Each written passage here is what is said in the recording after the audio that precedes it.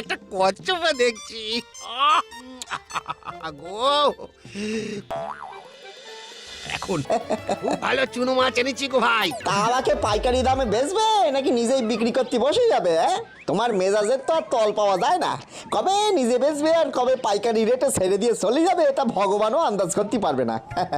তা আজ তোমার মেজাজ বেশ ড্যামকুরকুর হয়ে আছে বলেই তো মনে হচ্ছে। স্পোস করে উবি গেল যত সব সদ্য মতো মিথ্যে কথা বলে দিলে তো দিনটা নষ্ট করি। আমি কি জাদুকর যে তোমার ঝুলি ভরা মাছ মন্ত্র বলে উধাও করে দিয়েছি? এই দেখো দেখো তোমার ঝুলিতে ফুটো টুটো আছে কিনা দেখো। হ্যাঁ,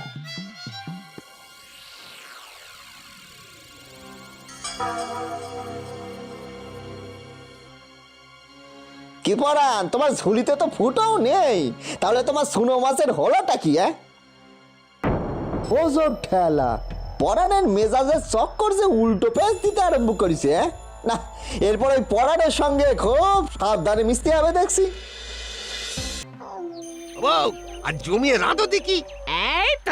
এই তো হাতের কাজ মিটিয়ে আমি রান্নাঘরে ঢুকবো।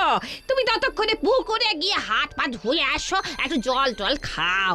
এই খানিকটা মিহিদানা আছে শিখে তোলা, ওটা পেড়ে নিয়ে মুড়ি দিয়ে খাও, কেমন? হ্যাঁ, এই কালুটা এমন করে কেঁদে উঠছে কেন বলো তো?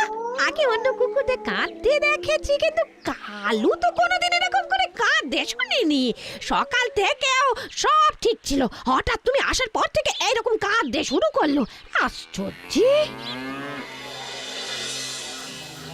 এই যে মা, এই যাচ্ছি, খুব খিদে পেয়ে গেছে, এই যাচ্ছি। শোনো, আমি পুকুরে গিয়ে হাত মুখ ধুয়ে আসছি।